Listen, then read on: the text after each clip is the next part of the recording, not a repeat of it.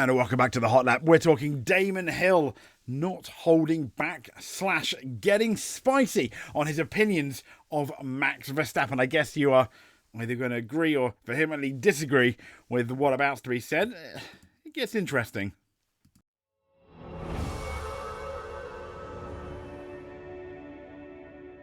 So this Planet F1 article, yes, kind of clickbait really, if you're honest about it. Max, as in Max is targeted by Hill, as Hill suggests he cries like a baby, obviously being rhetorical. We'll get into that in a bit. This is the article on Planet F1 today, and Damon Hill has leapt to his own defence and that of Sky F1, claiming that Red Bull cannot accept criticism of Max Verstappen and unfairly pull that British bias media card against the broadcaster.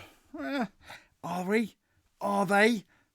Hill, he's made it quite clear he's not anti-Max, although given his comments, you may think otherwise, but also he claimed the four-time F1 World Champion would, quote, cry like a baby, unquote, if the wrongs were reversed on his driving, which attracted stern criticism from Hill last season. And a lot of what Hill says, and a lot of what Johnny Herbert says, I feel is, yeah, they kind of have a point. So, having been part of Sky F1 team as a pundit since they obtained the F1 live broadcasting rights all the way back in 2012, the 96th world champion, he sadly departed at the end of last year, 2024, after a season which found Damon Hill, kind of like Johnny Herbert before him, criticising the Verstappen of the Max. And it was after the 2024 Mexican Grand Prix, where, as you probably know by now, because we've mentioned it, the whole world has more than once, where Max received a pair of 10-second penalties, if you do the maths, that's 20 seconds, for incidents with title rival Lando Norris. And Damon Hill branded Verstappen incapable of fair racing. That race coming a week after Norris had been penalised in Austin for leaving the track and gaining an advantage, having returned to the track ahead of Verstappen, who, let's be fair, had pushed him off the track. But the problem that Max has, this is what Damon said, the problem that Max has is he simply refuses to concede any turf at all to anyone in an overtake. So that's the situation. And that's what Hill said in the Sky F1 podcast after the Mexican Grand Prix. And to be fair, I think he had a point. When you look at the history of Max, you look at Imola 2021 with Hamilton avoiding a collision. Spain 2021, Hamilton again avoiding a collision at the first corner where Max was, I'm going through, or we're having a crash. That didn't happen at Silverstone. It was deemed that Verstappen was not really to blame. It was more Lewis Hamilton. And so on and so on. And you just need to look at the Brazil 21, Saudi Arabia even 21, Austria 2024, what else? Italy 2021, Brazil 2022 with Hamilton. We've mentioned obviously Austria with Lando Norris and obviously Mexico. But Hill goes on to say it is possible to race fairly, and that is something I'm not sure Max is capable of. It's not in his repertoire. It's not in his philosophy. His philosophy is that you're not coming past. And why I think Hill is wholly right in relation to a lot of what we've seen Max. We've also seen Max race quite fairly. Yes, he has raced even Lewis Hamilton fairly.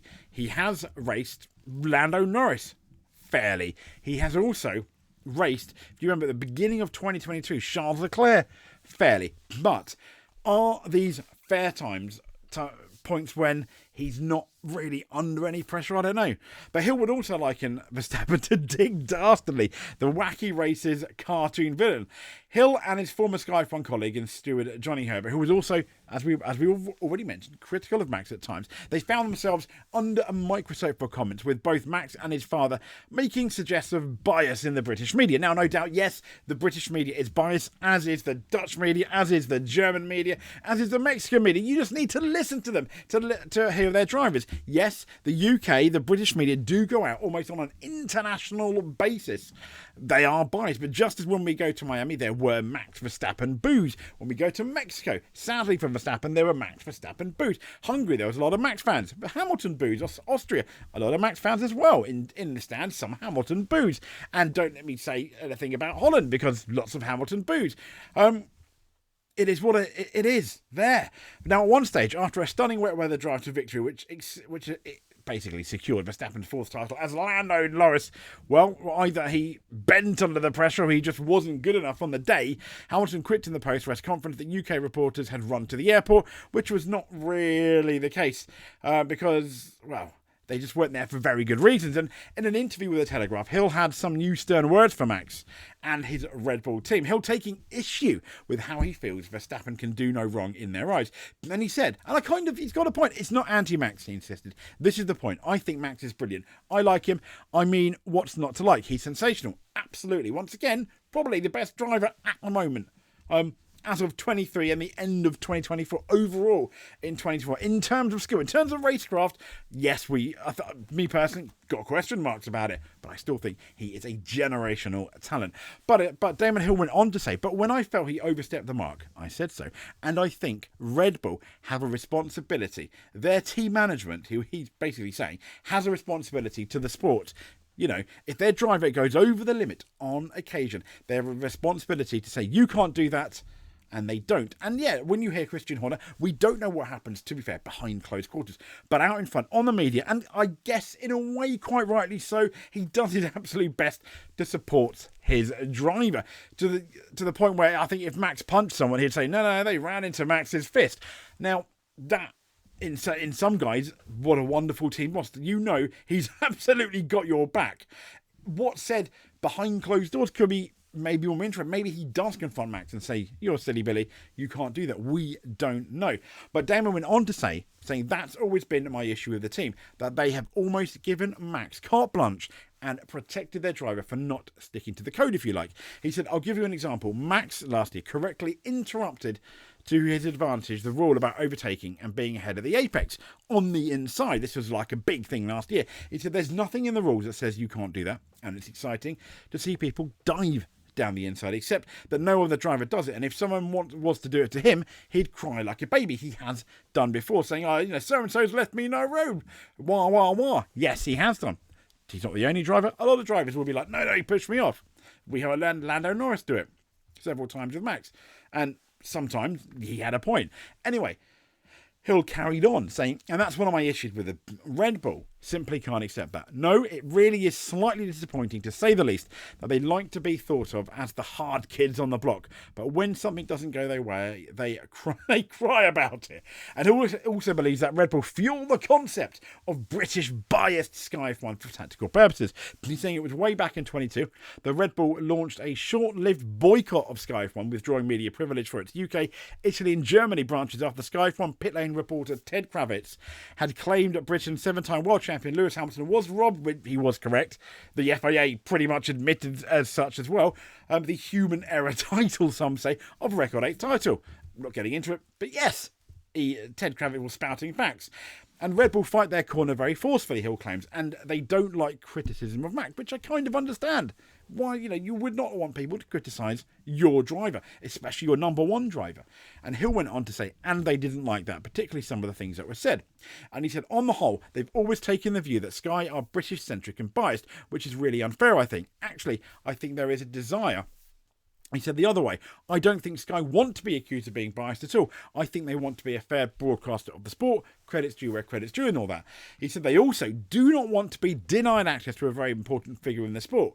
And I think Red Bull know that, and they apply pressure if they need to. Now, this is the thing. When Red Bull did that, I think I might be biased and wrong here, but I think around the world, some people, I guess, were like, yes, Red Bull, well done. But the consensus I got was Red Bull were being silly and throwing their toys out the pram. They were supporting their driver, but they're the ones that looked ridiculous rather than Sky, just because they got slightly upset from a comment that Ted Kravitz said, which is pretty much a fact. He wasn't blaming Red Bull for Hamilton being robbed at all. No. But there we go. Now, Hill went on to say, as I say, I like Max, and I absolutely agree. We do. What I don't like is his, I don't know what that word means, jingoism? Sorry. He said, and I don't like the fact that it became you're against us because you're not British, and all that nonsense, which was used as a way of pressuring us. He said, it's utterly unfair to suggest that there is any kind of anti-Dutch thing going on. What can you do? I thought I was there to express my opinion. That's interesting. Is that Damon now? I don't know, sour grapes after leaving Sky. Was he asked to leave Sky?